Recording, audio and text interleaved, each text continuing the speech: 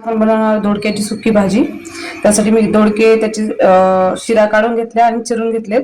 त्यानंतर घेतल्या बारीक चिरलेला कांदा, बारीक चिरलेला टोमॅटो, कोथिंबीर आणि कढीपत्ता. तर चला बघूया.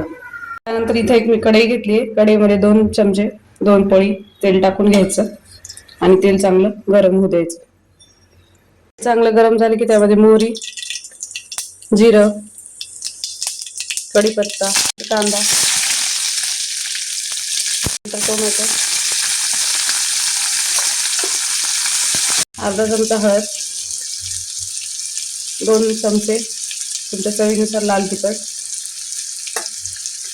1 चमचा घरगुती काळा मसाला, चमचे जिरे पावडर. छान एकत्र करून घ्यायचं. नंतर त्यामध्ये दोडक्याचे जे काप केलेले आहेत ते टाकायचे.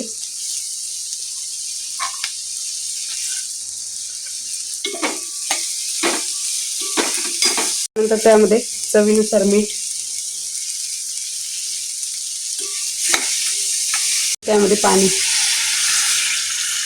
जास्त पाणी नका टाकू, फक्त शिजायपुरतं आणि थोडंसं अंगरस्सा थोडंसं पाणी टाकायचं आणि हिला छान शिजू द्यायचं. अशी कोथिंबीर,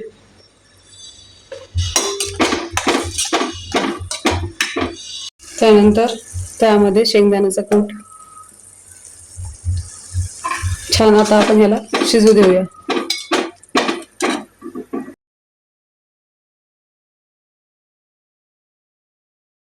बघू शकता किती छान प्रकारे आपली दोडक्याची भाजी तयार झाली आहे. जर तुम्हाला आवडली असेल तर एकदा नक्कीच ट्राय करा आणि कमेंट मध्ये सांगा की कशी झाली आहे. थँक्यू.